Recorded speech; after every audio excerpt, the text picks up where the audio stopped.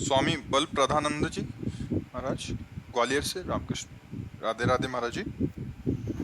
महाराज जी, किसी अवतार को उनके जीवन काल में कैसे पहचाना जाए? सोई जाने जे देहु जनाई। अगर वो ना जनाना चाहे तो नहीं जान पाया। अपनी तरफ से पहचान हो ही नहीं सकती जब तक वो पहचान न करा दे। सोई जाने जे देहु जनाई।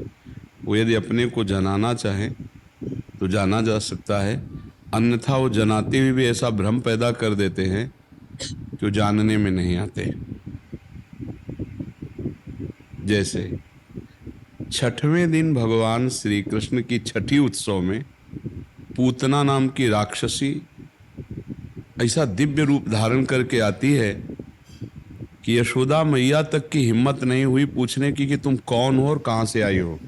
इतना सुंदर, इतना वैभव स्वरूप कि ऐसा लगा साक्षात लक्ष्मी जी अपने प्रीतम के दर्शन करने आई। और जब वो भगवान को गोद में लेती है, 6 दिन के लाल जो है श्री कृष्ण चंद्र जो, और दुग्ध पान कराती है, तब भगवान उसके लगे हुए स्तनों में हलाहल विष को पीते हैं और उसके प्राणों को भी खींचते हैं। तब 6 कोश में 18 किलोमीटर में उसके शरीर का विस्तार होके गिरता, इतना भयानक रूप।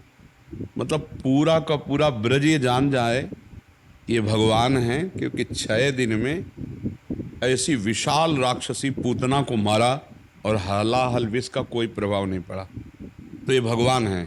लेकिन तुरंत भगवान की विश्व मोहिनी माया ने, नहीं मेरा तो लाला है, ये तो भगवान के आशीष से बच गया, नहीं तो मेरा लाला है। वो कहीं जब पहचान करवाने की कोशिश भगवान ने स्वयं अपनी मुख खोलकर ब्रह्मांड दिखाना या गिरिराज जी उठाना, बहुत तरह से भागवतिक लीलाएं की, पर मोहिनी माया चट ऐसा अपना प्रभाव दिखा देती कि नहीं तो मेरा सखा है, ये तो मेरा यार है, ये तो मेरा लाला है।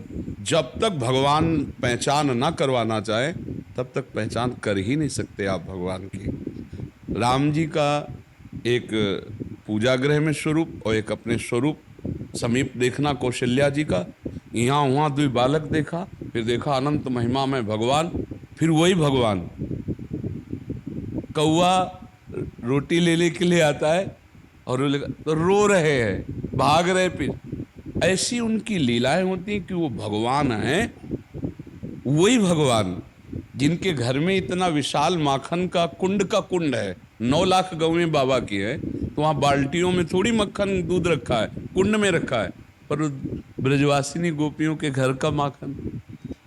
अगर वो पहचानना ना चाहे, आपको जनावे ना, तो आप उनके किसी भी बाहरी लक्षण से नहीं जान सकते।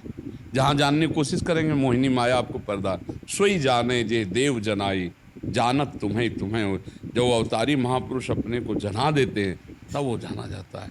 वैसे बाहरी पहचान है, प्रकृति के आक्रमण से वो पूर्ण रूप से परे रहते हैं जो अवतार होते हैं। प्रकृति का आक्रमण शरीर पर, लेकिन मन पर नहीं। मन सच्चिदानंद स्वरूप निर्विकार स्थिति में रहते हैं। अवतारी भगवान के भक्तजन भी होते हैं, अवतारी भगवान भी होते हैं। भगवान के कई प्रकार के होते पर 2 अवतार पाए गए, एक तो भगवान का स्वयं विविध अवतार लेना और एक भगवान के कारक पुरुषों का अवतार लेना। जो भगवान के ही स्वरूप हैं, भगवत प्राप्त हैं, वो अवतरित होते हैं हर द्वंद्व को सहकर। भक्ति की स्थापना, धर्म की स्थापना, उनको महान कष्ट दिया जाता है, पर वो कष्ट का उत्तर दंड से नहीं देते, सहन करके अपने प्राणों का भी बलिदान करके वो धर्म की स्थापना करते हैं। वो भी अवतारी पुरुष होते हैं। भगवान के भक्तजन विविध प्रकार के कष्टों को सहकर धर्म की स्थापना करके अनंतर ध्यान हो जाते हैं। और एक होते हैं कि आकर शत्रुओं का विनाश करना, परित्राणाय साधूनाम विनाशाय च दुष्कृताम। वो भगवान का तेजमय अवतार, भगवान का महान महान बलशालियों का नाश करके धर्म की स्थापना करके जय घोष करते हुए अंतर ध्यान। 2 प्रकार के भगवान, वैसे तो कई रूप होते हैं भगवान के, पर प्रायः 2, एक भक्त रूप जिसमें सहन करना और एक वीर सैनिक स्वरूप भगवान का जिसमें आक्रमण करके विध्वंस कर देना और फिर अंतर ध्यान हो जाना। तो ऐसे भगवान के विविध अवतार अगर वो पहचान ना करवावें। देखो दुर्योधन को सामने उपदेश कर रहे हैं, क्या वो जान पा रहा है भगवान है? विराट रूप दिखा रहे हैं फिर भी नहीं जान पा रहा है। तो अवतार को जानना तो सिर्फ भगवान की कृपा से ही है हमारी समझ में, क्योंकि हमारी जो बुद्धि है वो सीप है और भगवान है वो समुद्र है। तो सीप में समुद्र नहीं आएगा, समुद्र में सीप चली जाएगी। हमारी बुद्धि सीप जैसी है थोड़ी, और भगवान की महिमा, गुरुजनों की महिमा समुद्र जैसी है। तो हमारी सीप से समुद्र नापा जा सकता है क्या? ऐसे ही हमारी बुद्धि से भगवत तत्व को नहीं पहचाना जा सकता। भगवत तत्व हमारी बुद्धि में आ सकता है, इसीलिए प्रार्थना की जाती है, इसीलिए उनके चरणों की शरण में रहा जाता है, इसीलिए उनका नाम जपा जाता है, वो हमें जना दें। और सही पूछो, ये सब अवतार ही है, ये भगवान का जीव अवतार है। सब रूपों में भगवान ही तो है, दूसरा कोई है क्या? मत्ता परतरम नान्यत किंचिदस्ति धनंजय, मेरे सिवा कुछ और ही नहीं। ये भगवान का जीवा अवतार है। भगवान जड़ चैतन्य रूप में वो ही विराजमान। देखो गोस्वामी तुलसीदास जी कह रहे, जड़ चेतन जग जीव जत सकल राम मैं जान। जड़ चैतन्य सब में राम रमा हुआ है। सब संतों ने, सब महंतों ने, सब महापुरुषों ने यही अनुभव किया। तो भगवान के सिवा तो कुछ है नहीं, हम कहाँ जान पा रहे? नहीं जान पा रहे। फिर इसी को जनाने के लिए गुरु रूप में आते हैं, गुरुवाणी रूप में वही तो परिचय दे रहे हैं। यही जनाने के लिए संत वाणी के रूप में वही प्रकट रूप से, अगर वो ना जनावे तो कोई ना जान पावे, वही जनाते तभी वो जान पाता है कि हमारे हृदय में ही वो परमात्मा विराजमान है। और सही पूछो तो हमारे हृदय कहना माया है, वो परमात्मा ही परमात्मा विराजमान। आप समझ रहे महाराज जी? अपनी कोई चेष्टा काम नहीं कर सकती, उनकी कृपा काम करती है।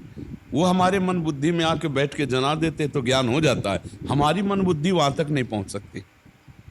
राम अतर्क बुद्धि मन वानी, मत हमारे या सुनो भवानी। भगवान शंकर कहते हैं कि बुद्धि की और मन की पहुंच से परे है वो परमात्मा, क्योंकि वो परमात्मा मन बुद्धि को पावर देता है, वो प्रकाश देता है। वो मन बुद्धि वहाँ नहीं पहुँच सकते।